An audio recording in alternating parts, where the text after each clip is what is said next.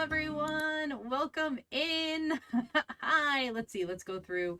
Kanabo, welcome in. Congrats on getting first. Abs, welcome. Private Maverick, hello. DT Crusader, thank you for the raid. Can you give yourself a shout out?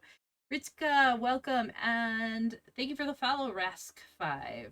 Welcome in, everyone. Today I am here with Nathan Burgoine. Burgoine, correct? Yes. Yay. Oh my goodness. Discord's not working. Hold on. Hold on, guys. I'll switch it. I promise. Okay, now you're working. There we go. There we go. So yes, Nathan Burgoyne and pronouns. He, him, He, him. please. Okay, so he, him. Um, everyone, hello, Ritsu. Yes. Today we have author number 3 for Pride Month today. So exciting. And we have lots to talk about. And everyone, while you are in, if you have come into the read and you don't know me, hello, my name is Sophia Ignosi. I am a teacher VTuber. During the month of Pride, I am interviewing authors on Sundays. Mondays, I am playing Control. And then Wednesdays, Thursdays, and Saturdays, I do late night reading streams to help you fall asleep. So hit the follow button if you'd like to get alerts when class is about to start. Okay. If you have questions during the stream, please feel free to hit the question. Type it out and I will ask Nathan. And for the best questions, you will be entered into a raffle to win a free copy of one of his books. I've got several. You've got several books I to do. choose I do. from. Yeah. Yeah, and I can attest they're all amazing. I mean, I have my favorites, but they're all really good. All right. So, how are you today? I am good. I'm good. I had I actually played a game earlier today, so Oh, I'm still in like gamer mode. So I'm gonna oh. try to shift my brain back into Ah, author mode as quickly as I can. They're almost the same though. Like when you're the narrator for a gaming session, it's like being a writer. You just can't control any of the characters. Crusader wants to know what game. Oh, we were playing Star Trek Adventures from Modifius. Oh, nice. Okay. We've got quite a few TTRPG players in my chat, so of course I'd be Oh, like, my fellow nerds. Yeah, yeah. yes, yes. I've even done my first 2 D&D campaigns. They were short, like little one things because of it, Yeah. but I enjoyed it a lot and I'm planning out a my own campaign where I'll be the DM for, but it's based on Oz. Oh, nice, Yeah, nice. it uses the 5e characteristics, but it's set in Oz, so I'm super excited about that one. But that's a Awesome. whiles down the road. I still need to set that up. Yeah, no, I've always loved playing RPGs, tabletop RPGs, and now that there's so many more people out there playing more games, and Mhm. especially online, it's been great. Like, yeah, I love it. Yeah, and I love Star Trek and Voyager. I mean, that's my favorite thing like ever. So it's close to my heart. At some point, we can talk fanfic Voyager, Oh right? yes. Definitely. Good, good, good. All right. So, so first question every author gets asked when you come in is what prompted you to start writing? Like what made you want to be a writer? So I think for me, that goes back to being a young queer person and how when I was younger, I'm always really careful how I say this. I never found any of the books that were out there. There were so Right. many gatekeepers. It wasn't like teachers were going to hand them over, right? Right. And you know, this is before you're out, before I was out, rather. So it's not like they would have even known to hand them over. Right. If they would have, they wouldn't have. Right. Um, you know, when I first became a bookstore employee in 1990, mumble, whenever that was, long time ago now. I got access to books in print, was oh god, it was on a microfiche. And for you younger followers, a microfiche was this machine that you had to put in a little transparent slide into, Yeah. and then you would move it around, and it would be on the big screen would be this backlit version of that slide. Anyway, so it was a category for queer book, although at the time it would have been called gay and lesbian probably. And I realized that there were like Hi, Dragon. hundreds of books I could have read, and never got to. So there I was, like 18, 19 years old. I'd been out for a little while now, and there had been books I could have read when I was like 13 and 14 and really trying to figure myself Yeah. out. And I just wanted there to be more of them, and hopefully have some random queer people who just needed to bump into it find a book when Yeah, they, and so that was sort of my motivation for writing it all, to with the attempt to get published. I'd always been a writer and I'd always loved right. writing, but trying to get published happened mostly because I realized how many books were already out there that I didn't even know. Yeah. The beginning of the month, I talked to Tom Cardamone about it too, with the whole like, there's all these books out there that you couldn't really find at the time necessarily unless you were like, in the know. And Yeah, I read his one of his stories on stream where it's kind of like that, like you didn't know these things access either because they were erased or they were hidden. But yeah, now it's like they're everywhere, which is and I love that. fantastic, especially young adult titles. Uh-huh. You go into the section and it's like if the protagonists themselves isn't queer, then somebody in the book is, and they're not dying a horrible death. They're Yes, yes, surviving. Yay, they're not yes. burying the queers anymore. That trope is Yeah, kind of yeah, dying out. yeah. Yes, exactly.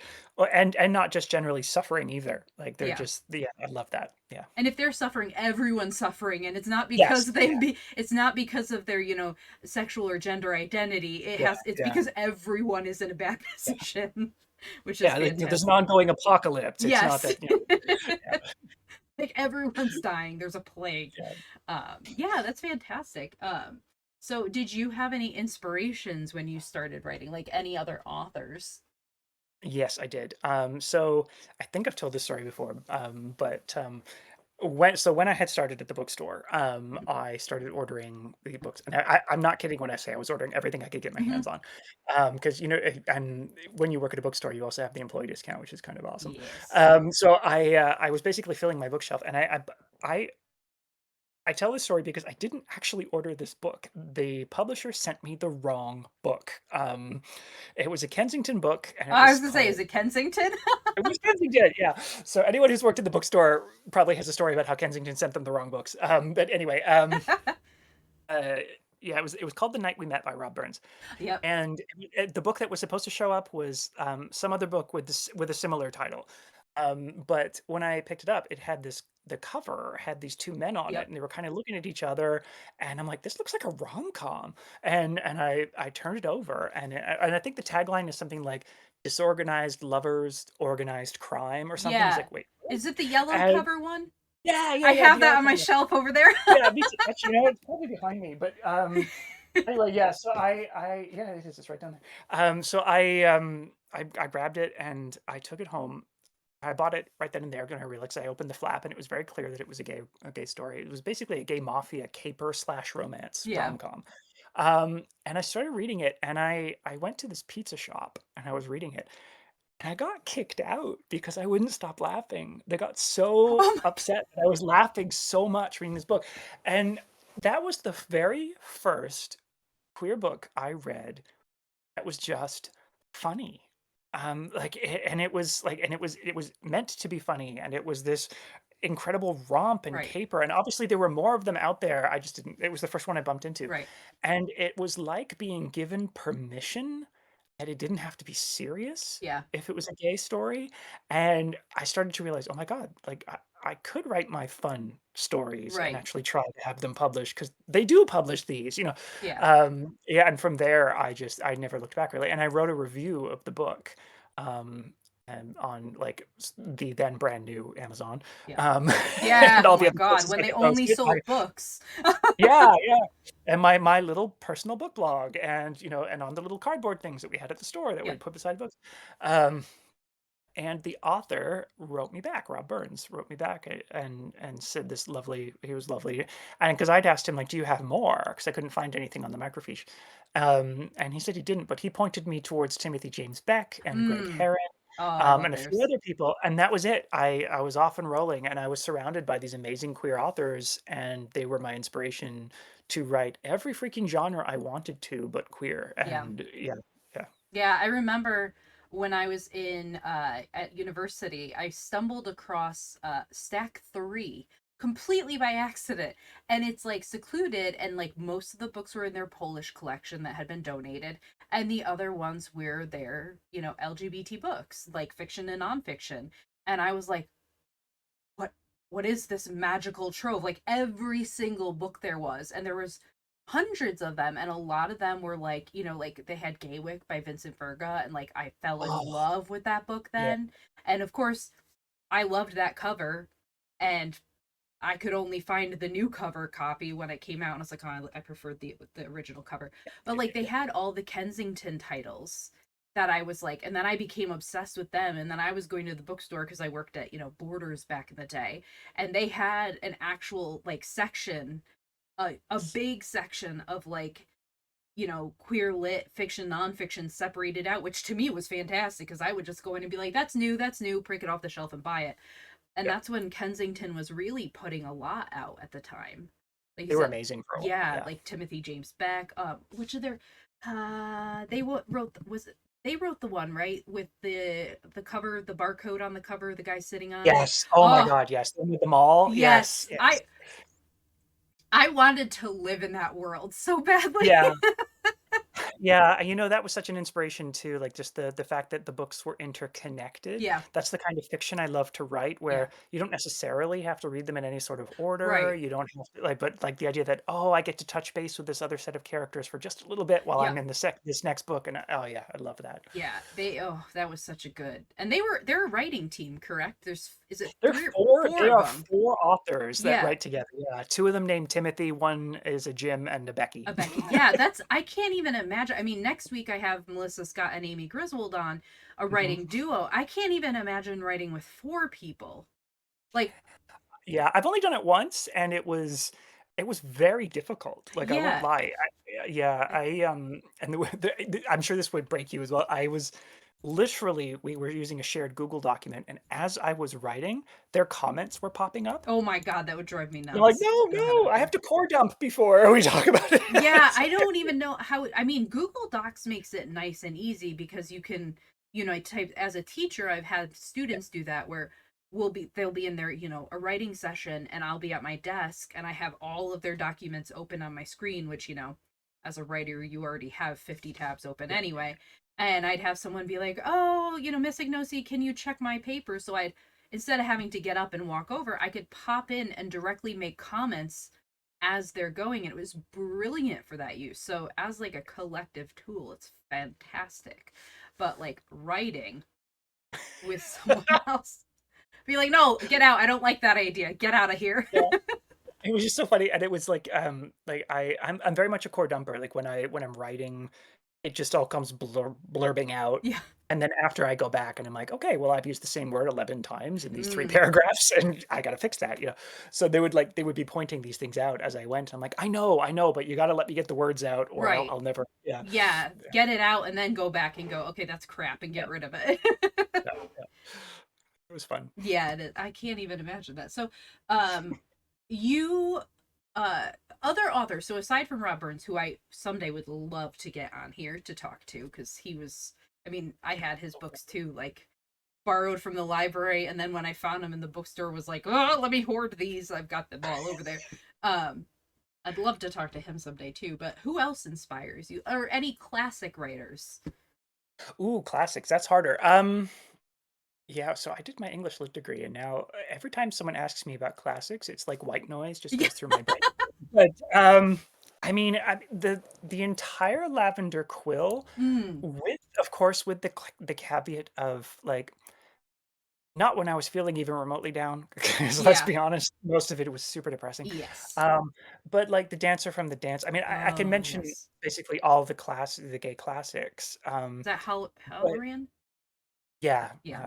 Andrew Halloran, yeah, so I just, but at the same time, I have to admit my relationship with the classics really cooled over the years, and again, calling them classics is doing a bit of a Right. disservice as well, 'cause they meant a few of them are still alive, but, yeah, I'm trying to think, like, if we're saying literary, I did have quite the love affair with a lot of literary, Canadian authors, Mm.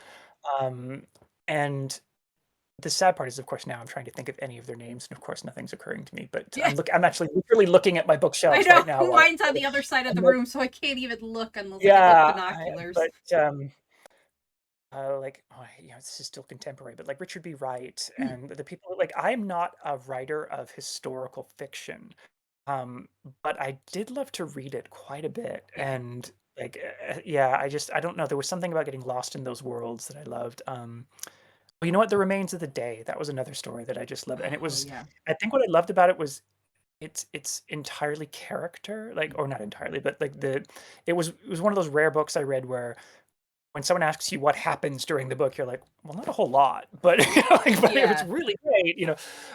Yeah, Art Yates, although again, not really classic. Yeah, Robert Wierzima, he's another Canadian author. Charles DeLint was a massive, I Oh loved him. yes. Yeah. I still love him, I shouldn't say loved, I love him. Um Yeah, Tanya Huff, I couldn't say enough good things about her. Like, I had a very long and involved love with, contemporary paranormal stories, Mm, and Tanya Huff, was, like, the first one to actually care enough to throw in some queer characters now and then, so yeah. that's Well, that's yeah, I've mentioned it before too. Like, I remember my first time really coming across like fantasy that had queer characters was Lynn Flelling's Night Runner series with Alec and yeah, Sarah Gill. I was like, I love these characters, and at the end, I was like, oh my god, what? And it's like they don't die; they're the whole yep, series, and I was just like, I need more. And that at that point, it became like an obsession with me to try to find, obviously I loved the ones that were like obvious, but I also yeah, wanted to see more that were like they just were. It yes, was yeah, just part of who they were. I mean, it was such a shock to see that in a good way. I was like, "Oh my yes. god, surprise." I was like, Yeah. "Bonus." Yeah, and I mean, I'm sure I've mentioned this before as well with you, but like, in the contemporary ones as well, there was the problem of the dead gay werewolf. There was like, because I mean, they were so often heroines in these paranormal worlds, which was great. I loved Right. reading the heroines, but so often the author would then partner them with the gay best friend, or the gay werewolf friend, or the gay vampire friend, and then Yeah. that guy was doomed. Like, it was Yeah, you're like, just, "You're oh, they're dead." yeah, well, they're dead. Yeah. Yeah. Uh, Uh, so speaking of Canadian authors, have you read Small Beauty by Jia Qing Wilson Yang?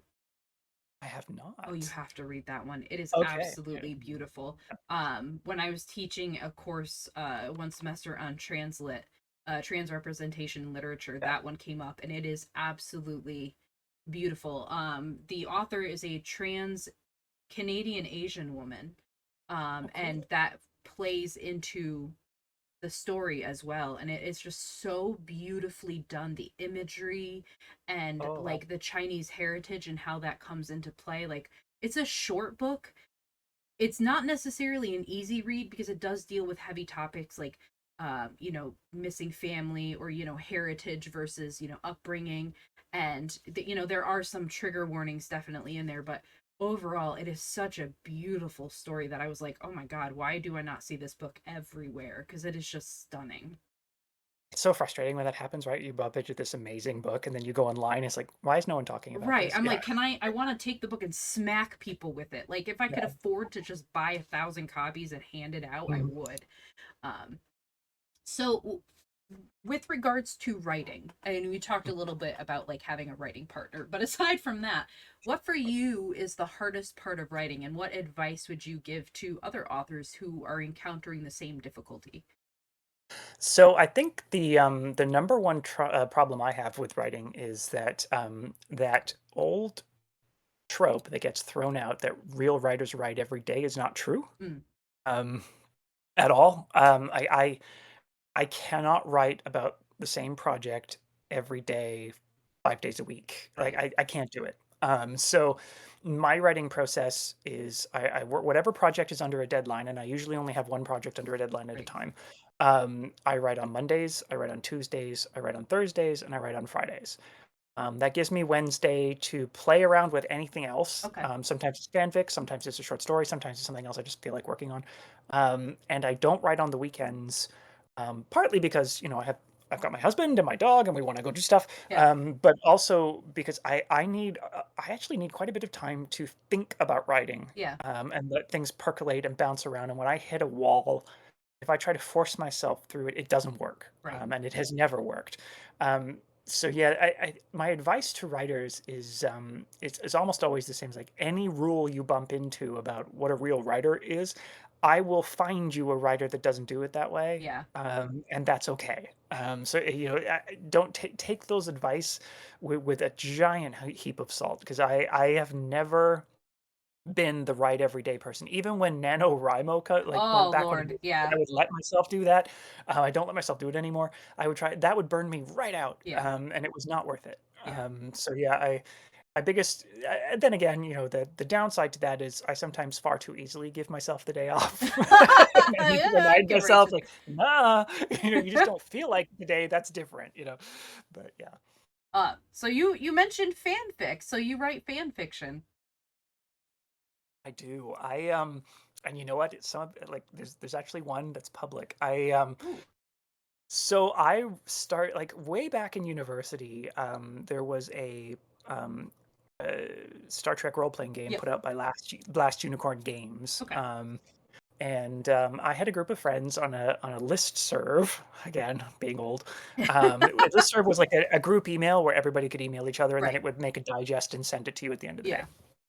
Yeah. Um, and we would basically every time an episode of Voyager aired, we would basically play the episode through the lens of this game. But what we had done is we had decided at the start of this little listserv is that we were going to change who survived the arrival of Voyager Ooh. into the Delta Quadrant, and we changed who the Maquis were. So at the time in our group, and I kept a lot of this for the fanfic I've put up, but the it wasn't Chakotay's ship. It was Ro's ship. Okay. So Ro ends up being the first Yep. officer, and instead of Janeway losing her first officer and her pilot and her chief engineer, the first officer, the pilot, and the chief engineer are the three who survive. Oh. And we didn't have Janeway, we didn't have Oh. Harry, and we didn't have Tom, and so we every episode we just did it over again with the characters that we'd made that were there. So I was Aaron Cavett, the first officer, Mhm. and so forth, and someone else was Lieutenant Stati, the Betazoid pilot, and so forth. Anyway, so we did this, and it has been in my head for ages. We only got to like season two, I think. But I started just doing it for the heck of it, and then I eventually allowed myself to post them over on AO3. Right. I'm up to season three now. Oh wow. Like, Okay. yeah. So I mean, if you go there, you can look if you want. It's called the Cavett Row Voyager alternate retelling or something like that, and it's yeah, my name over there is the same as almost everywhere. It's apostrophe N. Yeah. But yeah, I've got all the way to season three. The captain and the doctor are married now. So because the doctor didn't die either. Okay. And I you was know like, that's wait, the doctor? yeah, no, not Picardo. Yeah, not Picardo. Sorry, Dr. Fitzgerald, the one that was there in the first episode. Okay. You remember the scene where they're talking to Harry? They look like real good friends. Yeah. I was like, Yeah. so anyway, I yeah, yeah. So I'm almost at 7 now. I'm so excited That's because awesome. I'm on season 3, episode 20 something, and it's like seven's coming soon. Yes. But yeah. Oh, I so I've talked to friends about it before, and I'm like, the ending of the series was bullshit when it comes to like just Seven and Chakotay. I'm like, where the hell did they come from? It was Yeah, literally out of nowhere. Like the Doctor in yeah, Seven made sense. Harry in Seven made sense. Nothing. yeah. That was one of those things where it's like they had that one episode where she was playing in the holodeck at having a real life, and she kind of Oh, sort of fell for him there. And I'm like, oh, maybe I could see this playing out. And then like one episode later, they're stranded somewhere, and she's like, meh. yeah. I'm like, okay, I don't get it. Right. Yeah, yeah, Right. yeah. DT says, "Oh no, you had me until the Doctor is not there."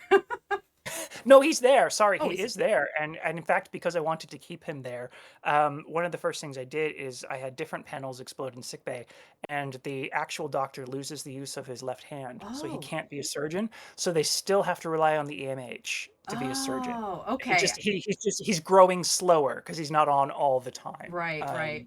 But I definitely kept him. Yeah. Nice. Okay, show me where it is. Okay, I'll type his name. It's Okay. uh, Actually, I don't know if I uh can send a link, but I will. Let me see if I'll get the link for you. Um, okay.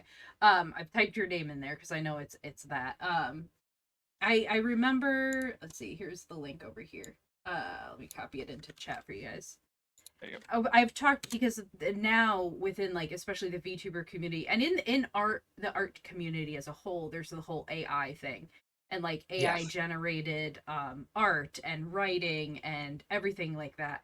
And it's hitting the VTuber community hard because there's a lot of artists who make incredible artwork and now they're losing sales possibly because of the fact that people are doing AI generated art. Yep. And so I've gotten into discussions with friends in calls about like AI as in like this stuff versus like the EMH. And there was that whole episode with when he wrote his novel and sent it back and it was wildly popular, but they wouldn't give him any of the money from it because well, Right. artificial intelligence doesn't have rights and I ranted and went on forever about Yeah. how well he's overcome his original parameters. So is he actual like still just an EMH or is he actually a sentient AI because he's I Yeah, yeah, and I loved how that episode ended too, because if yeah, I remember correctly, they didn't decide he was a person, they decided he was an artist, right. and that was good enough, but Yeah. it wasn't yeah, it was like, "Oh, wow," they didn't give him personhood, but they're like, "But you definitely qualify as an artist." It's like, Yeah. "Oh, that's fascinating." It Yeah, was so cuz yeah, I mean, we're not at that point yet where AI is yeah, like that. yeah, I mean, we see as the whole thing he was on all the time because there was no one else around and yeah, they kind of I think at one point they messed with his algorithms and whatnot because he wanted to do new things and then his music was perfect and they're like no you can't do that you have to learn on your yeah, own so there was that whole him learning and all of that which yeah, oh so good. yep. I could talk about that forever. I know, I love his character, yeah, He's yeah. so fantastic. um what is when it comes to your own writing aside from fan fiction, what is your well that could be too but of the published work what is your favorite one that you've worked on? Ooh, I know you're not supposed to have a favorite, but I totally do. It's Of Echoes Born is my Oh, favorite. how come? So it's a bunch of interlinked short fiction, and it's speculative fiction. So it's our world, but with just a little There slice it of is. magic, or Right. or usually in this case, actually more psychic than magic. Yep. And it's got, I think that my most favorite scene I've ever written, but it's also the first time I set out to write short fiction knowing full well that most people who read novels don't particularly love short fiction. So I wrote this collection of short fiction to read as close to a novel as I could. Oh, okay.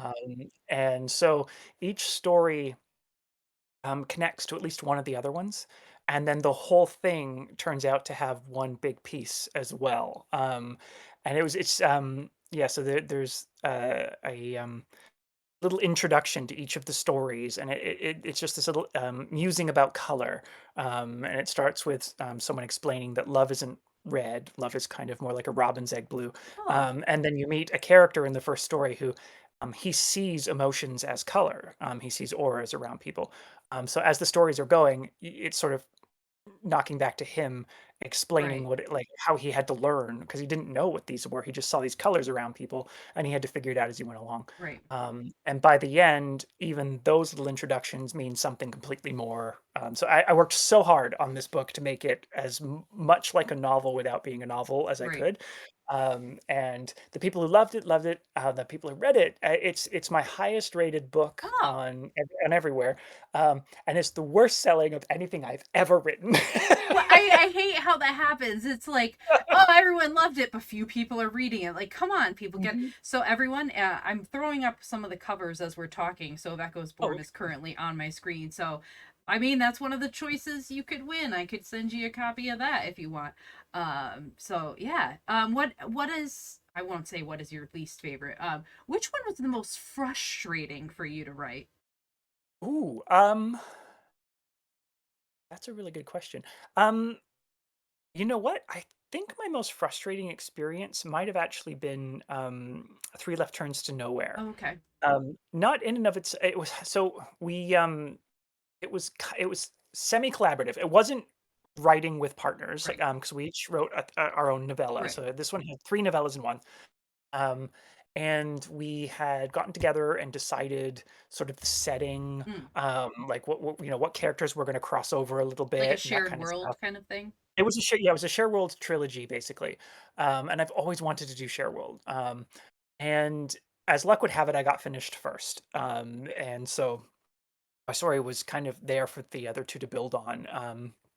And it was just when I say it was frustrating, it was that I had to like I had gaps because I knew that like my story was going to cross over with this story at some point when the Right. story was written. And so I had to have all these little spaces where it's like, okay, well, at some point I'll know what happened here and I'll be able to have my character react to it. Right. Um, so I'd never been in the position before of having finished something but not being done. Oh, okay. Right? Like I couldn't finish until they were finished. Right. And it was just random luck that I got done first. But then I had to keep shifting my mental gears. Like so when the next author got done, I'm like, okay, great, I can go back and finish this piece. And I'm like, crap, who are these guys again? Right. I had to it was like rewriting it an extra 2 times Hmm. over what I normally would have done. So as much as I love shared world, I definitely came out of that with a better understanding of how much extra work Yeah. that creates. And it was another one where unfortunately it kind of went blip and then vanished without a trace. Right. So it was like it was a lot of extra work and it didn't even it Yeah. didn't pay off. Oh, So it's so yeah, frustrating. I mean, I see yeah, that happen where, some people catch on to it and it's like, oh my God. And then you're waiting for other people and you're like, have you read it yet? Where yeah, does it go? Like, where is everyone? Like crickets. yeah. Um, do you have, I know we talked about this before. Oh, well, this one first. Do you have a particular place where you write? Um, before the pandemic, yes. I used to have an office. Once the pandemic hit and my husband went remote full time, I lost the office. Oh, no. So now I tend to write either on at the dining room table, or I have a lap desk. I write on a laptop. Okay. It's a bit easier on my wrists and hands. So I will often write outside now, Oh, because I can just sit on a like well when it's nice out obviously, but I can just use a sort of a lap path padded desk thing, and I'll write on that. I Because of some damage to my tendons that my lovely dog encouraged, I can't write for very long bursts of time. hmm, Even now, I've finished all my physio and so forth. right. So I tend to do short little bursts throughout the day. So it's not too bad that I don't have like an office space or anything like Right. that. I'll just sort of catch as catch can. Right. Was it Max that did it? Oh yeah. It was icy. He was sort of a little behind me. I had the leash in the hand, and he saw a squirrel, but he chose Oh, to run behind me. oh, So my arm went basically across and under, and so all the tendons all the way down along my arm. oh, What the doctor ended up actually saying was it would have been better had they actually broken. oh, Um, wow. yeah, because then they could have just done surgery. Yeah. Instead, I had to do it the physiotherapy way for, like, over a year. I originally, I couldn't even close my hand. It Oh was my God. incredible. Ugh. Yeah. For So the that was fun. Yeah, for those who didn't read the flyer, if you're just popping in, Max is a husky. So, Yes. squirrel literally gone. Goodbye. Yeah, he's definitely his attention span he's got a huge prey drive. Luckily, so far, he has never caught anything, but yeah. Yeah, yeah, that's never fun. Are you a pantser or a plotter? Um, the answer used to be very clearly pantser. I am now more of a plantser, Plants. because, uh just because of actually, it was because of the injury, I realized that I needed to be a little bit more specific in how I Oh, was writing, because if I ended up deleting 500 words, that was now like 2 days worth of work. okay. So where I used to just sort of let it all flow and then be like, ah, no, that's not working, delete it. Um, I got a little bit better Yeah. at planning things out. I also had no choice but to be a plotter for the last book I wrote for Lorimer Press. They ask for a chapter by chapter outline. Oh, okay. Um, so it's funny because every other pitch for every other book I've written, I'm like, this is sort of the idea, and this is what's going to happen, and Yeah. these are the characters, and this is where it's going to end up. But how they get there, yeah. Um, with Stuck with You, I had to tell them chapter by chapter what was going to happen. So I had no choice. I had an outline, and I basically had to follow it. And it was funny because if I made changes, I was like, "Ooh, I hope this is gonna be okay." Yeah. Like, Can you send a quick email to Alistair, my editor, and be like, "So, so this what if this happened happened instead?" yeah. Yeah. But he was great, so Yeah. it was fine. Can you Yeah. tell us more about that with Stuck With You and like what it's about and everything? Because that one's, Yeah. I was excited when I saw that one come out because it's a high low, right? Yeah, so high-low was brand new to me. I mean, I'd read some, but high-low is high interest but low complexity. So the idea behind a high-low is it's for people, say, who are reading English as a second language Right. or who have reading disabilities. Maybe they're like aphasic or dyslexic or Mhm. what have you. So the idea is the book isn't technically challenging, but it is interesting, Right. because unfortunately what happens to a lot of people when they have, if they're behind on the reading curve or if they're learning English as a second language, they basically give you kids books, Yeah. which isn't interesting when Yeah. you're not a kid, right? So the idea is that these fill in a gap of like, reluctant reader or like I said, reading disabilities, but they're about contemporary queer kids having contemporary queer lives. Right. Yeah, in my case, the Lorimer line, the real love line, touches on LGBTQIA 2S P plus identities specifically, and they're very keen on making sure that like they've got queer authors writing queer stories, Nice. Yeah. and so the idea being that like there are queer people out there who are reluctant readers, or there are queer Yeah. people out there with reading disabilities. What about them? Yeah. So it was a fascinating experience to like I actually was approached because of Exit Plans for Teenage Freaks, Ah. my other YA had done fairly well. They asked if I'd be interested in doing this sort of thing, and also there's an author whose books I had read, Paul Kocha, and he wrote multiple high lows, and I was really enjoying it, and so I gave it a shot. I got to give it a shot with Lorimer, and it was a completely different experience. A from my process because I had to again write in Right. order, and um, but also, you I'm not. It was just very different to approach writing and thinking I want to make sure this remains accessible on a technical level. Right. So, it's really easy when you're writing to be like, I need this moment to be magical, and I'm going to craft this sentence a certain way to kind of add that cadence and rhythm. Well, no, I need to make sure that someone reading this gets the story. Right. And so it was a very different way to look through the lens. And it's not like you can tell a perfectly complex story with accessible language.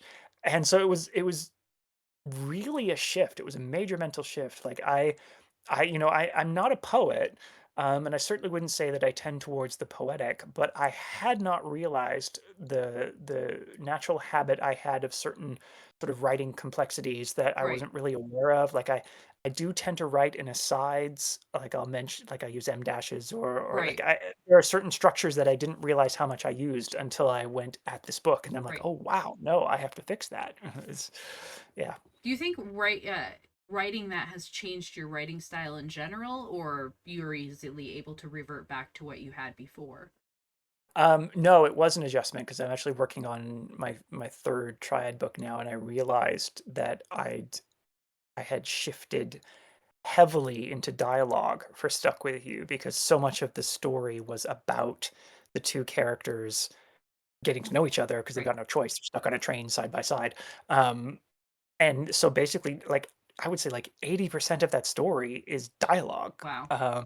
So then I got back to the triad world and I'm like, oh, I gotta explain shit. It's like, oh yeah, how does magic work? Yeah. And so yeah, that was a bit of an adjustment. Yeah. And I do have an idea for another high low, so I'm gonna have to adjust back again. Oh, But okay. Um, yeah, what was the editing process like for Stuck With You? you know what? I am really lucky. So my previous editors, who have been Greg Heron and Stasia Yep. Seaman and Jerry L. Wheeler for the most Yep. part, he's been my editor for the most part. They've all been really good teachers. And I do my best to I keep what I call a foible list. Yep. So anytime I get edited, if there's something that comes up more than a couple of Yep. times from my editor, I write it on my list, I've got one and of then I those. know Yep. yeah, yeah, I'm like, "Oh, crap, okay." And then the next time I've got a draft, I go through that list and try to hit all those notes as best I can Yeah. before I send it in, with the idea that that way the editor can teach me something else because for sure I've screwed something else up and they'll Right. teach me something else. Um, so it was quite nice actually. My editor for Stuck With You said, "I sent in an incredibly clean manuscript." Oh, And I put that down to the other editors I've had who've taught me a crap ton, right. right? Um, and he said so he and I had a great relationship throughout. We had a couple of stumbling blocks over not about the writing or our relationship. There was some other stuff that happened, and he was amazing, Yeah. at sort of having my back. So yeah, it was a great relationship. I really enjoyed it. And yes, I could hardly recommend him. Yeah, but it was interesting. And again, to work with someone brand new, you're always nervous. And he's actually, he's not a queer man. Hmm. So it was actually super refreshing to work with a non-queer editor who would trust me. Right. Like when I said, "No, no, this makes sense. It's a queer thing." Yeah. And I was like, "Oh, okay, got it. Check." Wow. And that was really refreshing because that's not my experience with other non-queer editors. I was gonna say, I'm like, because even when I'm writing autistic characters, oh no, that's not reasonable, and I'm like, that's literally my day to day life. Like Yeah. that is Yeah. actually 100% realistic to not just me, but I can guarantee thousands of other autistic people. Yeah, or they want you to have it explained somehow, and I'm like, "Well, I might be able to context cue you, but I don't think about these things Right. consciously, so I'm not gonna have my character think about them consciously." Right. Yeah, yeah. Yeah. Exactly. Um. So you mentioned that you have another high low that you're gonna be working on probably, but I think so. I've got an idea, yeah. okay. And what about the next triad book? So that is absolutely next. I think as of yesterday, I crossed 73,000, so Yay! it's gonna be 75 like the other ones. Um, yeah, almost done. So yeah, that's coming last. So all the stuff that happened in the first 2 books that had the little all the little loose ends, it all ties together, and, you'll finally find out what it was Renard was planning in the first Oh place in my the first god. book, and you'll find out why the families really don't trust or like the Triad and so forth. Yeah, so it's all coming. It's all coming to a head, I promise. Yeah. Oh, so chat, I read the first book when it came out, Triad Blood, which was on my screen, and then I read the second book when it came out, and I have been waiting how many years now for the third book? Mhm. Oh god, I wanna say the first book was 2016? It No, no, or was was it before that. 2006, maybe? Or no, 90 oh god, I don't no, it was 96. Oh god, was it that no, it couldn't Wait, be that long no, it ago. can't have it. Wait, let me go to your website. I'm like, near, near, Oh near, near, god. near. I'm like, let me check the Triad ones. Does it? Bad It's blood. been. It doesn't even say on your Yeah, website I when don't think it I have the came. dates on mine. Um, it was 2016. Okay. The first one? Yeah. Yeah, Triad Blood was 2016. Okay. And I know that because actually the date actually kinda matters in the 3rd book. Oh, okay, okay. It's just So it's yeah, been so forever. I know, but that is a long time, right? Like that's I mean, it's funny to say that about like 2010 something, but Yeah. like that's still oh god, almost 8 it's 8 years. It's Yeah. going on. It'll be 8 years by the time Tri Magic comes out. Oh Yeah. my god. And it wasn't intended to be that way. Right. It just yeah, between my arm injury and between sort of pausing to write exit plans for Teenage Freaks first. Yeah. Yeah, but yeah, now that I'm at the point where it really did come down to mostly the injury where I realized like if I want to put out something every year, Right. which is kind of my writerly goal, Right. is to have something out every year. The only way I was managing it was to write novellas, Right. because if I wrote anything longer, it wasn't going to get done. Right. Um, Right. So, can you for those that don't know, Triad Blood, do you what is that one about? so the sort of genesis of it comes from Dracula's Three Wives of all things. So when I was rereading Dracula for a different project that I never actually ended up taking part in, I focused on the three wives, and I'm like, why are there three? So what it came down to is I built a paranormal world where three was important for groups. So three vampires, or three demons, or three wizards, or three lycanthropes, whatever. You needed at least three to form a connected group that would then have inherent protection from everybody else. So if you were Right. like a lone wizard or a lone vampire or a lone demon, you were basically free for all for anybody to sort of take care of you or to try to attack you. And so the story began with the idea behind it was that, but what if there were people like there was a lone wizard who did not want to be a part of the wizard families who are pretty much kind of like a mafia. And there was a lone demon who he's a lust demon like an incubus, but he's queer. He's a gay demon. So the other incubi and succubi don't want him as part of their group. Right. So he's on his own. And then there was also a lone vampire. And so what the genesis of the story was this wizard who doesn't want to be a part of the wizarding families, realizing that nowhere does it say you have to have three of the same kind, Mm, just three. And he finds these two other lone people, like the lone demon and the lone vampire, and he basically is like, you know what, I can't handle this anymore. I can't handle being on my own and not using the magic. My magic wants out, and if I do that, they're going to come punish me. What if we try this with each other? And the other two are also kind of desperate enough to be like, well, let's see if it works. yeah. And it does work, but it doesn't just work. It actually makes them a smidge more powerful because they've got these differences among them. So now they're vulnerable in a different way. Like they have the respect of all these other organizations because they have no choice. Because as soon as you've got a bonded group of three, the rules of the thing they call the Accords means that you have to respect each other. But they're also vulnerable because there's just the three of them. Other groups tend to have way more, and if Yeah. anything happened to any one of them, then it would break. Right. And so they're desperately trying to. They just want to be left alone, but of course that never works. Right. Right. That And never does. Yeah. yeah, and so Triad Blood is the mostly around the vampires. They after they form their group, they get invited to like a vampire meeting where almost immediately things go south, Right. and they have to spend the rest of the book trying to stop someone from destroying them. Right. Oh, I'm so excited for it. I love Anders. I miss him. Oh my god, it's so much fun to write Anders. Yeah, he's the demon, and he's got like no filter, and he's a walking id, and it is so much fun to write him. Yeah. And you finally find out what his job is in book three too. Oh, exciting. Yeah. Crusader, you would love Anders as well. It's he just no filter like you. So he just says what he wants to say and to hell with anybody who's listening. Yep. um yeah. So you made the switch from Triad Blood and all your other like adult fiction to that's the best way to be, he says. Yeah. Uh from the adult to the young adult. So how did Exit Plans for Teenage Freaks come about and what is that one about? So Exit Plans for Teenage Freaks is kind of my love letter to like young X-Men.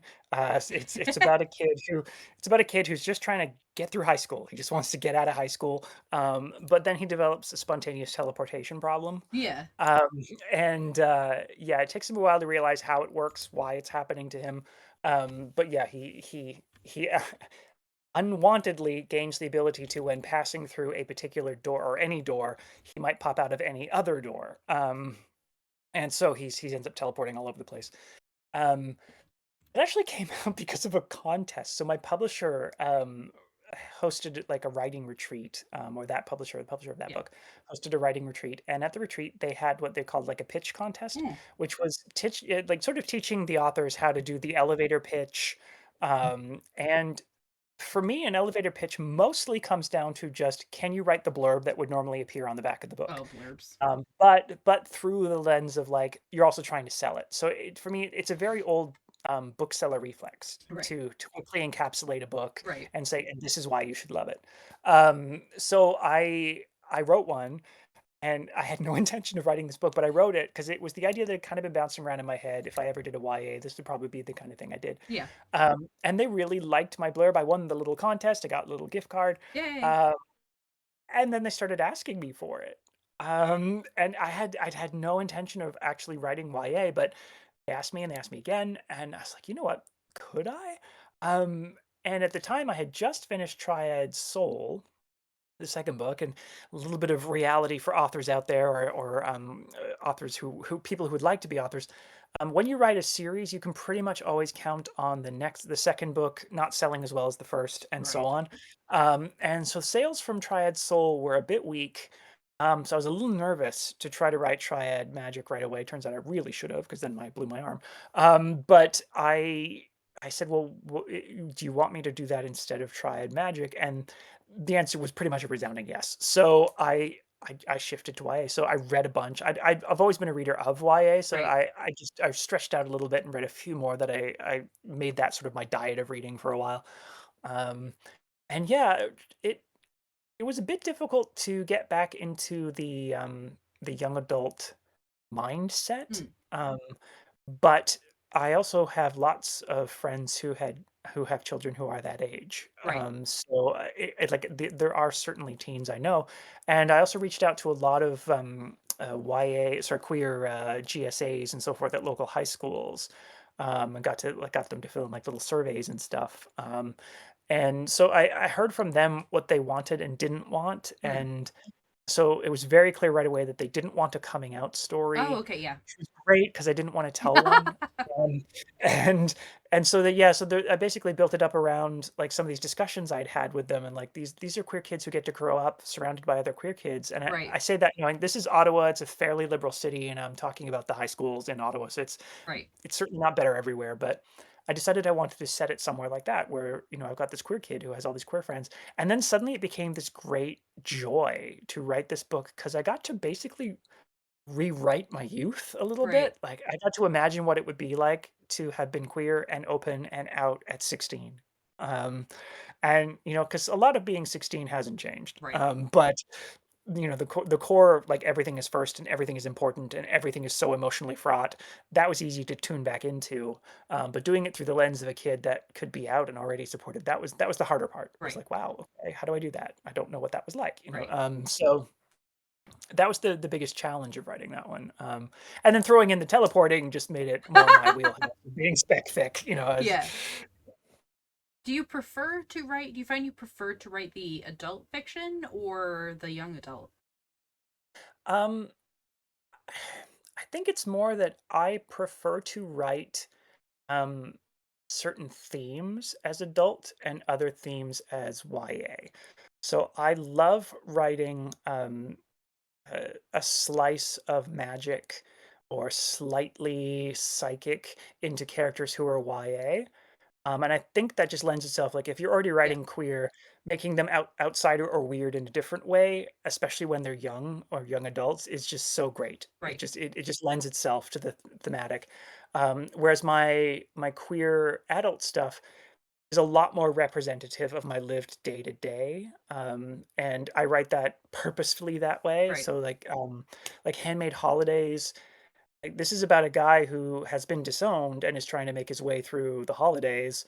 Um, his family never comes back into the story ever again, because so many, like, holiday romance stories I read where there's, like, a break with the family, happy ever after includes the family coming around, and I'm like, right, "Well, no, my happy ever after had nothing to do with my family." So, yeah, I find I want to I touch on chosen family and found friends and those kind of themes much more in yeah, adult, and so if that's the kind of story I wanna write, I'll want to write it as an adult story, whereas if I'm feeling kind of magically or a little bit of something whimsical, then I'll slide closer to YA. right. Do you have a favorite trope in writing? Definitely found family, Fam fam. or chosen family, yeah. Yeah.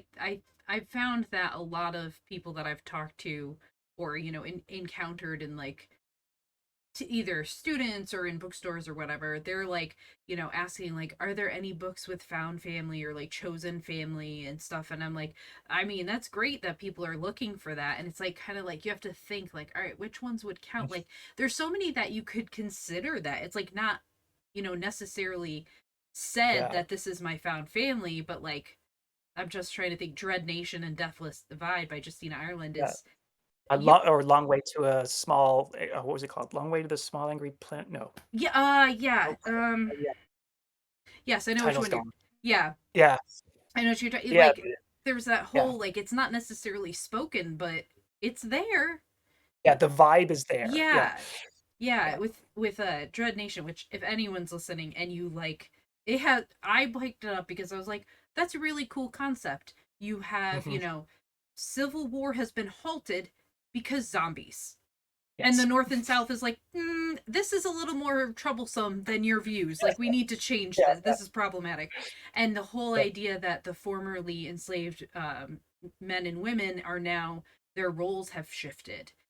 yeah, And I love that, I yeah, loved it. It was fantastic. But then, like, I'm reading it and it was like, surprise! Lesbians here, gay men yeah, here, trans people here, ace ace character over here. It was like everywhere. And I'm like, wow, the inclusion was there. And then the whole families have been broken up because of this. So they create their own connections. And I was like, wow, this duology is phenomenal. Like, I love finding stuff like that too. Yeah. Chat, feel free to ask questions. You're usually a little more chatty unless we're just that good today. I mean that is definitely can be it sometimes.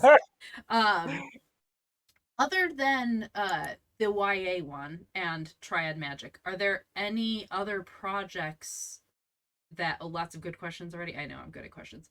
Are there any other like books that you want to write or ideas that you have?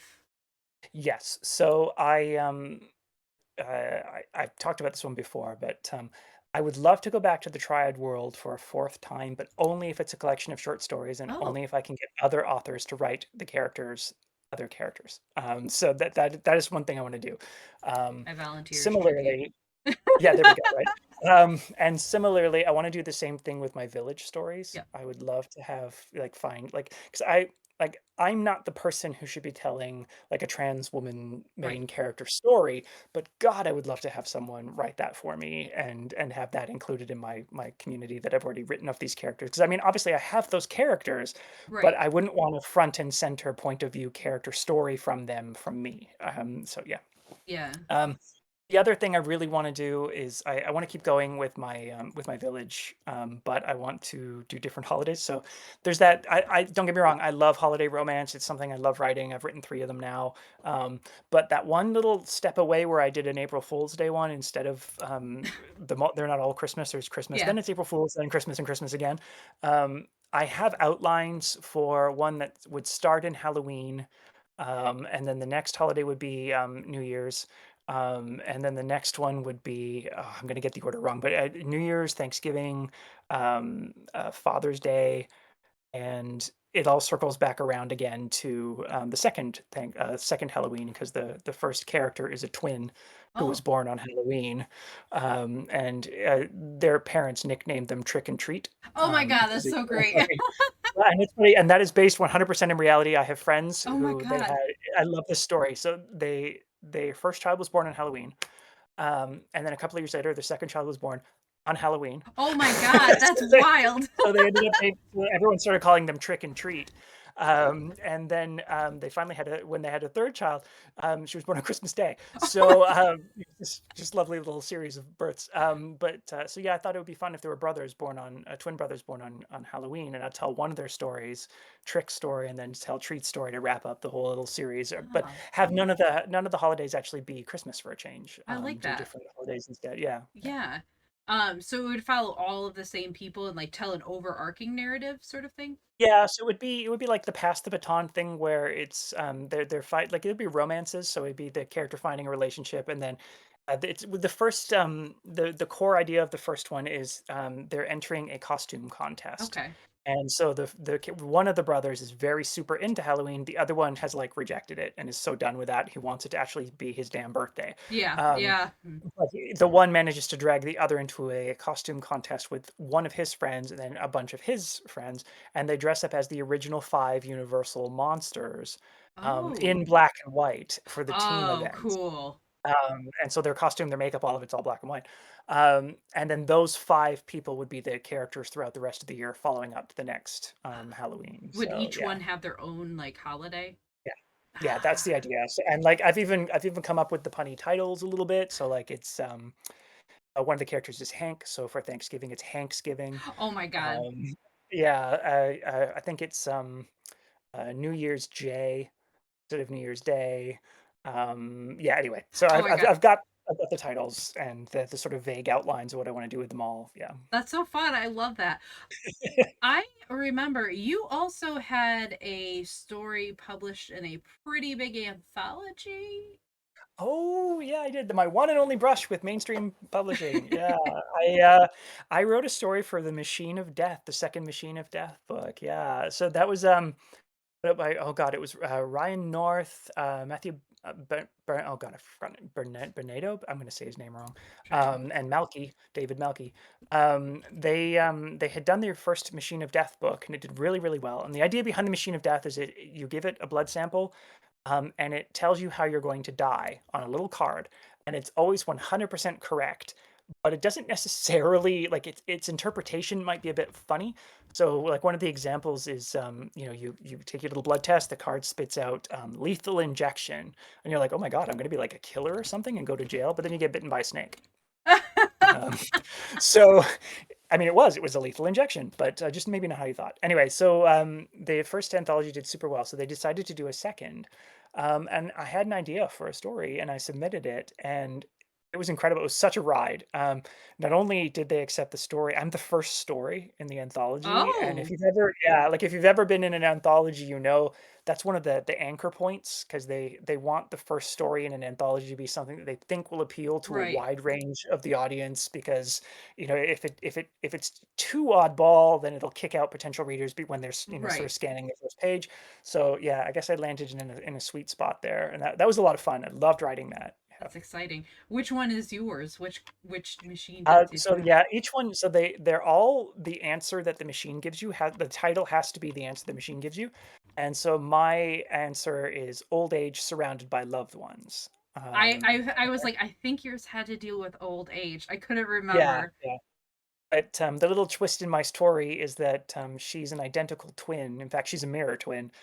And when she takes the test, it spits out two answers, and she realizes one is hers and one is her twin sister's.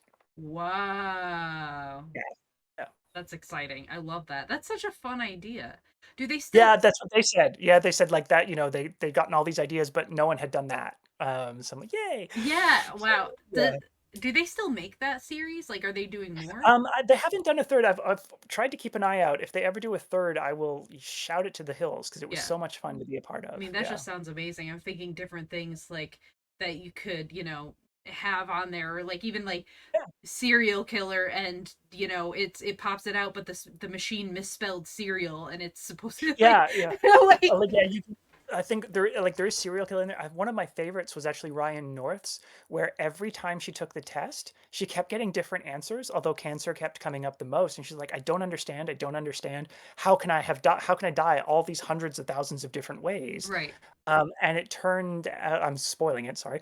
But it turns out it's because she's another Henrietta Lacks. Her DNA Oh is my such that god. so it's all her different cell cultures dying of all sorts of different diseases That's that they're wild. yeah, right? And so he actually references Henrietta Lacks and explains a link to it in his little introduction so Right. that people might learn about her, but, yeah.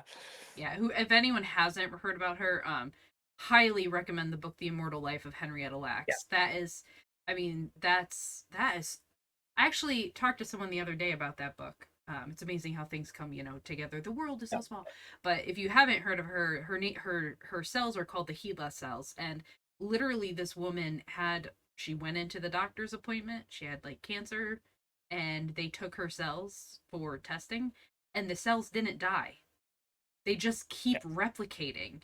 They're basically immortal no matter what happens. So they're like, hey, we can use this for science, but never told the family. Yeah, like, they basically stole her genetics Right. and use it for medical research for Yep. generations, and yeah, yeah, I read somewhere that like the number of cells they've produced from her could stretch to the moon and back if you like yeah, physically put them out there.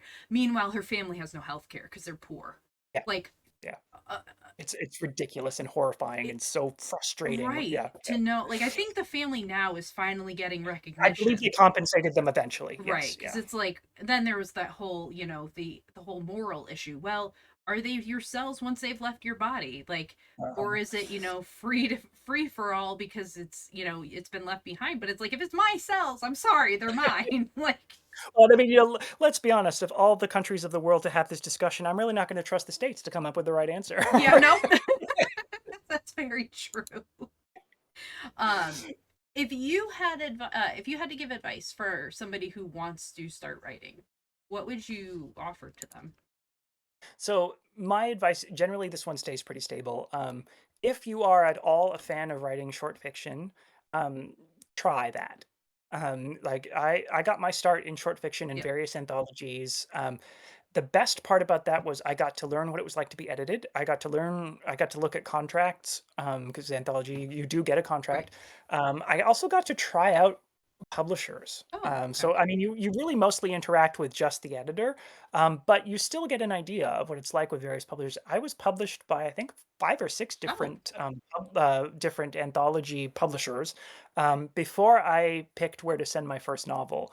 And I promise you, the experience I had with some of those anthologies let me know that was absolutely not where I wanted to work. yeah, So, you know, you can learn a lot via short stories, and also the investment isn't as soul crushing. Like if you like writing short fiction, and I keep caveating that because I'm not going to tell you to go write something you don't enjoy doing. right.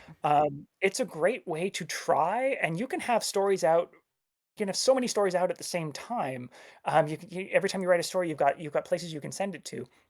Whereas if you write a novel, that one item generally has to be submitted somewhere. You have to wait for a no. Then you submit it somewhere else. You wait for another no, and so forth. So it feels more productive. Mm, I mean, you're not gonna make as anywhere near as much money, don't believe me, there's no money in writing short stories. Um, but at the same time, it's a lovely sense of accomplishment, and you can realize, like, "Oh, I can do this." right. And also it does give you something to talk about it when you're ready, if you're ready to jump into longer fictions to say, "Hey, I've been published this many times." Yeah. Yeah. Oh, now do you have an agent? I do not. Yeah, I haven't I So when I say the words, queer, spec, fic, and romance, usually their eyes glaze over and uh, that's changing a little these days. I'm going to potentially start trying, but also given that I write romance novellas, rather than full-length romances, there's not quite the agent and market for that. But if I keep moving forward in YA spheres, yeah, I think it's almost time. yeah, And I will say, like, that's another piece of advice I can give.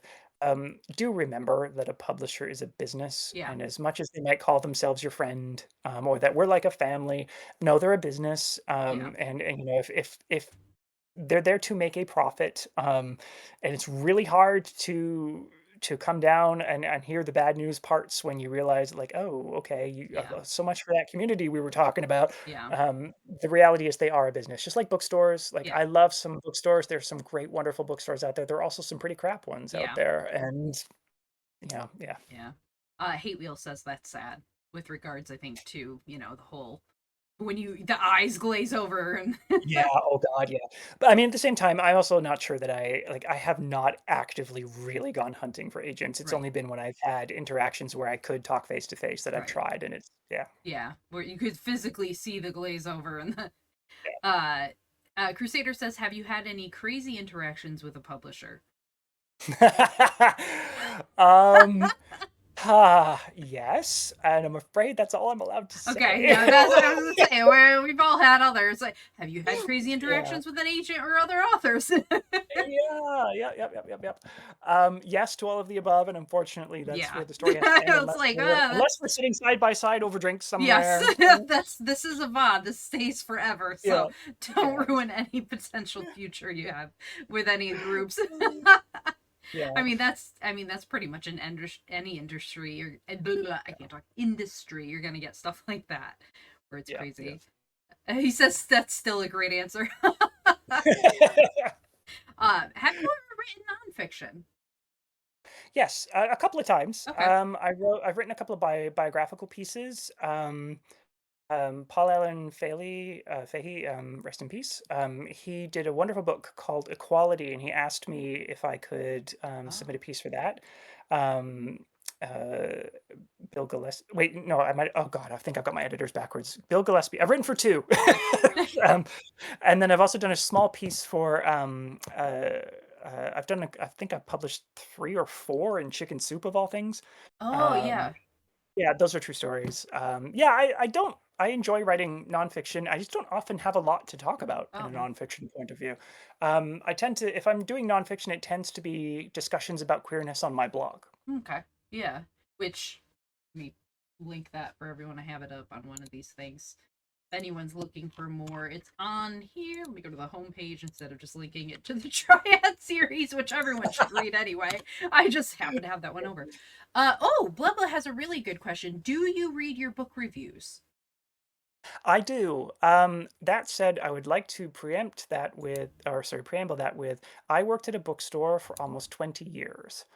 So I have absolutely 100% awareness that one person's treasure is another person's Yeah. trash.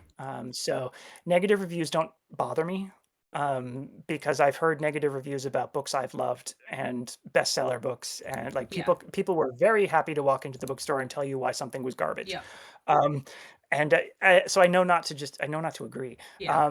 I read them for two reasons. One, because I do actually need the positives. I know there are a lot of authors out there who will tell you that, like, no, you should never read your reviews. I do agree they're not for me, Yeah.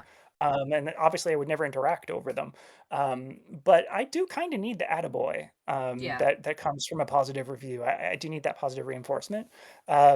But the other reason I read them is because sometimes there's some really great criticism in there. Yeah.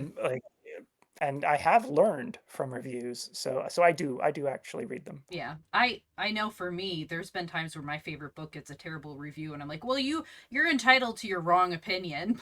Yeah. Or Yeah, and, there's also, like, I just okay, well, one of the nicer things about being a queer writer of queer fiction is a lot of the times it's very obvious the people who are giving you negative reviews aren't themselves queer. I'm yeah. like, "Well, I didn't write it for you." Yeah. So Yeah. so I don't really mind that you didn't love it, Yeah. Yeah. Yeah. I know there's also been times like I'll look for a book to read and I go to the negative reviews and they're like, "I hated this." I'm like, "Well, I love that. So give me that book." Like that's Oh, yeah, like, if it's specifically negative, like, I've had people say, like, I get for my romances, they're closed door, and people will say, "There wasn't any sex in this." I'm like, "Great, now you've told other people that, yeah. who don't always want sex in their romance," Right. And So yeah, yeah, yeah. if that's Or your vice just versa, like, "This book was wall to wall sex." Great, sign yeah, me up, somebody well, give me that book right now. Like, let's go. Yeah, yeah, Blah says, "How do you deal with bad or good ones?" Which I think you kind of answered with the whole like they're not yeah. for you necessarily. The only time I've struggled with a bad review is when they are factually incorrect. Oh, yeah. Like, I mean, I think we've probably all bumped into that as authors where you're just like, "That's not what happened, and that's Yeah. not what I did." I think I mentioned before, I do a lot of dialogue lead with character, like, for my character, Right. development, I do a lot of dialogue, and there's a little bit of, a tendency sometimes because people don't talk in perfect proper English, Yeah. especially when they're just chatting with friends. Um, People will sometimes report some of my stuff as having typos, Yeah. or missing words, and I'm like, "No, it's just that's the way the character's speaking." Right. Like, I had a character say, "There's gonna be a lot of people there, I don't often people well," and they highlighted that and said, he forgot the word "handled people" or something, like, I there was say a it all the missing time. I'm word. like, I don't want to people today. Yeah, but I'm like, that's a character speaking. Yeah. We verb words all the time. So that can get under my skin when they report things as errors, which can actually end up with a book getting taken down. I'm like, it's not an error, Yeah, like, yeah, yeah, and that's the other thing when you have bots and AI, dealing with things with the whole like this is reported and they don't look yeah. into it, they just automatically take it down. You're like, no, literally, that wasn't an issue. Oh, Um, yeah. Private Maverick, good question. I'll say a second. Blah blah says, so you just call the reviewer and tell them to fix their review. Done. It's that easy. He's making a clown face. Never No. call a reviewer, Oh my never gosh. speak to a reviewer, never, yeah. There are so many authors I've seen shoot themselves in the foot. There was one huge one. Oh, it was a meltdown on. I'm not gonna mention it, but on TikTok, that woo, that was a Yeah. mess. One thing I say that every author needs is a group of author friends that they can have a private chat with so that they can go, "This shitty review." Yeah, Like, yeah, and then leave it in the group. That what stays and in the it group stays in the stays in the group. group. Yeah, um, yeah. Private Maverick said, "Do you feel any pressure when there is a deadline for any writings?" Yes, and that's one of the reasons I only ever have one. So I don't put myself up for another deadline until I have completed one. Yeah, Um, Especially with my injury and when I realized I could not write as fast as I used to, I wanted to be very careful. I also when I pitch something and I offer the delivery date, I make sure that the delivery date that we settle on is one that I absolutely can do. In fact, I don't need that much time, just in case something goes wrong with my right, arm or if I have a bunch of right. migraines or whatever. Yeah. That's it's like this is my absolute latest. It'll be done before then, but I'm not saying that. Yeah, Yeah, it's no, I'd rather over deliver than under prom right. yeah, yeah. I there was another author I spoke to about doing this. And he was like, "Well, okay, yeah, I could do that at some point, but I have this deadline and this deadline and this deadline and then this." I'm like, Jesus, how are you managing to function with that many Yeah. deadlines? I once released 3 things in 1 year, and it was a Oh, nightmare, and I will never do it again. look, I feel Um, like you'd be constantly working and editing at the same yeah, time. that was what happened, and everything landed in my pocket at once. Oh, Yeah, it was just like, and a lot of publishing is like that. There's the hurry up and wait where you've got nothing and nothing and nothing, and they're like, "Okay, here's your manuscript edits. We need it back by the end of the week." You're like, "Ah!" and But then everything happens, and yeah, Max eats something, and then you're like, I'm in the vet all day. yeah, Private Maverick said, "Ah, yes, under promise, over deliver." that's the phrase, Yeah. yes. Blah blah says, "One deadline at a time." Got it. Thumbs up. Yeah. Yes. That's. I can't even imagine working with tight deadlines. I mean, I've had my own tight deadlines before with my, college degree, and one of the books I worked on that was a Yeah. nightmare, and I was like, I never Mhm. want to do this again. Absolutely not. No. Yeah. I think the closest I've had to deadlines where there was something where, because with most publishers, if you contact them and say, "Listen, I'm behind," You're right. they're not gonna be upset. I mean, they might be a little upset, but they're gonna, compensate. The only ones that are really super hard deadlines are like, "I wrote a Christmas novella. If it doesn't come out this Christmas, it's gonna have to be next year." Yeah. Like, It's whoops. Yeah, that is yeah. something. I just had a question. It slipped my mind about that. Oh my gosh. It went away. That's all right. I love when that happens. It's so fun. Um, is there is there any book in particular, this popped up in my mind, that has made you like absolutely devastated you? Ooh, huh, but in, like, a good way, right? We're In a talking good way. about, Yeah, in a good way. yeah, um, he says, looking at his shelves, because I know it's happened. Oh, yes, and actually, I think they're gonna make a movie, and I have no idea how it's gonna work, but The Storied Life of A.J. Thickery. Yeah, I've heard so many good things about that from people. I need to read it. Freaking loved it. It's about a guy, he runs a bookstore, and he's, like, a lover of short fiction, so obviously it was really hard to relate to the guy. Yeah, totally. But but, it's about him, and there's this, like, publisher representative who's coming to his bookstore and trying to get him to, like, carry these books, and she and he have this lovely romance. Um, and then it takes a turn for the bittersweet, and I was just like, "Ah!" But it's so good. So if it was that or any others, is there a book that you would say that everyone has to read? Like there's that one book that you just recommend to everyone? Ooh. Do I have a book I want to recommend to everyone? Um, you know what? Because of my years at the bookstore, I don't really. I have, like, "If you like this, I think you should read Yeah. this." But so I'm gonna say, I am always willing to bet that there is a Rebecca Weatherspoon book out there for every reader, Yeah. that one of them will work. So I'm gonna say her as an author. Right. Um, but yeah, so, like, it depends if you want the YA or the more erotica or, like, the vampires Right. or the cowboy romance, but there's something. She's Right. done something. Oh my Yeah. gosh, she's so prolific that it was like, Oh, what? and the new YA, I haven't gotten it yet. It's on its She way, has a but I new can't wait to read it. YA? She has a new YA. I'm gonna have to check it out. Oh my gosh. Yeah, yep, yep. If I could snag her for here, that'd be great. She's amazing, yeah. um then that's the hard question. Do you have a favorite book? Or does it depend on genre and time of the day and year Well, you and know what? weather? If I have to say one book, it's probably Practical Magic by Oh, Alice Hoffman. Hoffman, yeah. Um, it was that first book that, or The Night We Met by Rob Burns, one of those Oh 2. yeah, yeah. Those are my 2 sort of headspacey, I go one way or the other when I'm writing, and it was very inspired by them Right. books. Um, but yeah, Practical Magic, it's just that it lives in that sweet spot in my mind of, like, it tells a romantic story, it's got enough drama, it's got that lovely trace of magic throughout, and it ends in this lovely heartwarming place. Yeah. And I love that book. Yeah. Yeah. Now is that a book you read or do you ever read a book like multiple times or I It's funny, it used to be that I would reread pretty much all through November and December because I was working Christmas yeah. retail, and I just didn't have it in me to challenge myself Oh, in okay. any way. And rereads, I find rereads very comforting because I know exactly what's coming. I mean, you might Yeah. discover new things on a reread, but Right. I find it very comforting. Um, These days, I don't tend to do a lot of rereading because I've slowed down as a reader so much as I've Right. gotten older. And I do a lot of, books on audio because I'm Oh, walking the dog 4 times a day. right. So there isn't a lot of time to read it again. Yeah. So I tend to keep going. I mean, I do have a few favorites that I do pick up and Yeah. reread. Especially at Christmas time, I tend to always reread A Christmas Yeah. Carol and a few of my other favorite Christmas books. I think I have read A Coventry Christmas by Becky Cochrane every single year since it came out for That's a good one. Christmas. I just love that book. Yeah. Yeah. I was gonna say, I'm like, wait, we have Mr. James. Matsu, where are you? Mr. James, have you read his works before? M.R. James. Mr. James? I know ML the name. James? ML James. Sorry, I'm drawing Yeah, a blank.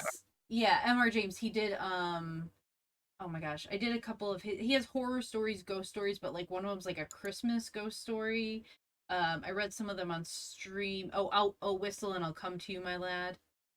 Oh, I know that. Yes, okay, I've read that. Yeah. And do you like him as an author too, or?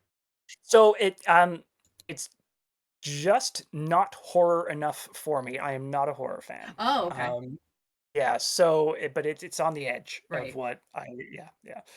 I always feel bad because I actually have so many friends who write horror. Yeah.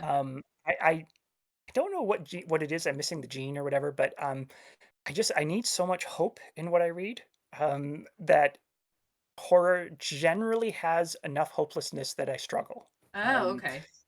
because like if you think about how horror movies end, it's almost always everything they went through is pointless because oh look, the bad monster is rising up again. Yeah.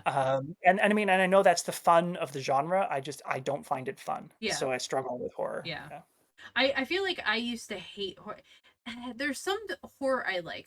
There's a children's author who does horror that I absolutely adore. And every time there's a kid who's like, "I want horror," I'm like, "Let me tell you about this book that I'm going to give you, and you're yeah, going to buy it, and you're going to love it." But then like other than that, there wasn't really horror that I particularly liked until one author, and it ends hopeful. Like it ends in yeah, like a very positive way, and I was like, what? Like this is it almost ends like romancy, which is why I'm yeah. like, So yeah, when I bump into those, I love them. yeah, But bumping into them is hard because you have to read the other because ones. And yeah, yeah, yeah, this one I picked up on a whim and I was like, um, why am I getting very like queer coded characters in this book? Like it just seemed like it, and then I'm like, yeah, it definitely is. Because then I found out friends had read it too, and they were like, yeah, they were totally like it was there the relationship, and I'm like, oh, I'm not the only one that saw it. Okay, good. I think that's all I have question wise. Anyone oh, else chat questions? I know there's some of my lurkers are there and I'm like, they're being very quiet today. Um, but yeah, any other advice that you have for anyone? oh, trying to think if I have one more. I mean, obviously, the biggest advice I would give anybody who wants to be a writer is to read. Yeah. And especially when it comes time to maybe try to submit somewhere, you want to submit it where you found stuff that you've enjoyed. Yeah. Very good. Yeah, that's a good point too. Don't, and I would say don't give up if it's rejected by one. I mean, everyone goes through Oh rejection.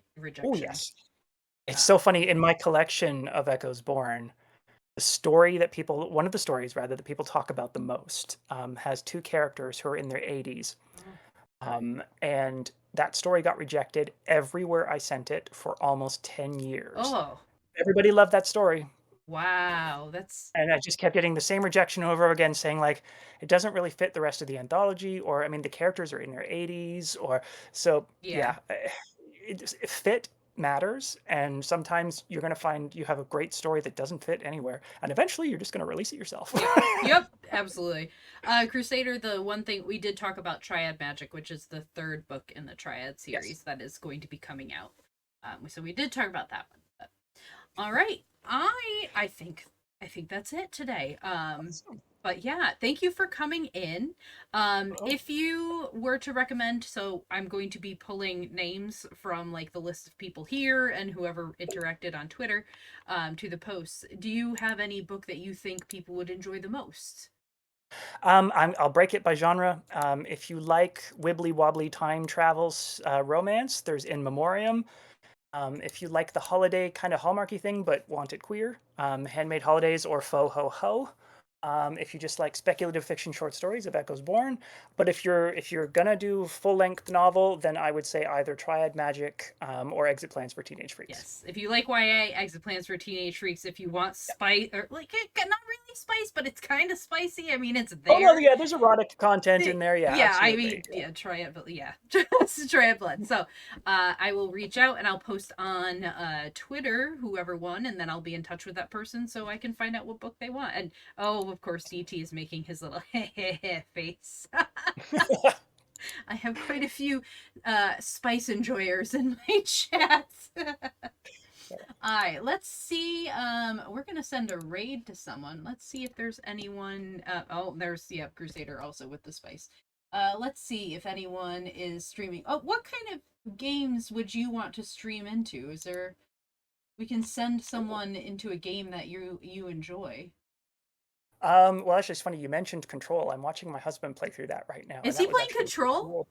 Yeah, yeah, yeah. Oh, that game is. Oh, I've been playing that on Money Yeah. Waste is I Lurking too. love the story. The struggle we're having is like we're both loving the story, but the skill curve is pretty high. Oh, Um, I'm stuck on the final boss for the DLC.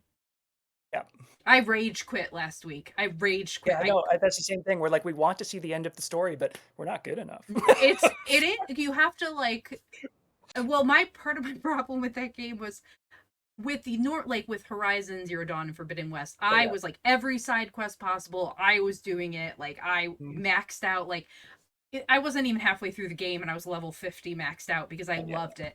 And then with this one, I just went full bore through the storyline and ignored every side quest. So I was so underpowered and didn't even have all of the abilities yet. And I had a new follower Yes. who's like, Yeah. "Can't you do this thing?" And I'm like, "What?" Yeah. Didn't learn that yet. Whoops. Places I Yeah. hadn't even explored yet because I was just so like, I gotta find Dylan. Like I have to get to Yeah. Dylan. Let's Yeah. see if anyone's playing that right now then. And we'll see if we can send them a raid. Um let's see. Oh, there's Mystic Flower is playing that. So Awesome. and VTuber English, also purple person like me, um, says that they are chaotic and they have pronoun pins on their outfit, so we are definitely going to support them. They also have which flag is that? It's not the trans flag. Is that the bi flag? No, can't remember which flag it is, but they have the pink, yellow, blue. Pansexual. Pansexual. So they have the pan flag on. So hello, non-linear NB. Hello, how are you? Thank you for the first time chat. No, I'm not telling him about the toilets, DT. I've had Yep. one of my streams took me like an hour to find. They're like, you're missing the toilet, and I'm like, what? What toilet are you talking about? I had no idea, and then I finally found out. I'm like, that's not a toilet, that's a stall. Yep. Yep. Oh no, I'm sorry to hear that on Linear NB. We're going to go at raid. Stream is over, but I hope things get better for you today. So let's head on over to Mystic Flower, give them some love, and watch them play. Let me pop that up. Pull up the raid channel for everyone who is watching. Um, and still tomorrow I will be going Mystic Flower. How am I not getting them? I'm spelling Mystic wrong. That's why. I will be streaming Control tomorrow. It might be my last stream with Control. Oh yes, movies tonight. I forgot. In Discord, we are going to be watching 2 kaiju movies. At starting at 7:00 p.m. I forget which ones. Because it's Kaijun. We're calling it Kaijun in my server. Ah, nice. Yes. So thank you for coming in, Private Maverick. Tonight, Discord, Monday, Control, and then my story time's the next. And next Sunday we will be entering Amy Scott or no, Melissa Scott and Amy Griswold. So get ready to stream, and I will see you all later. Nathan, thank you for coming in Thank today you so for much. having me. Yeah. Bye everyone. Bye. Okay, switching.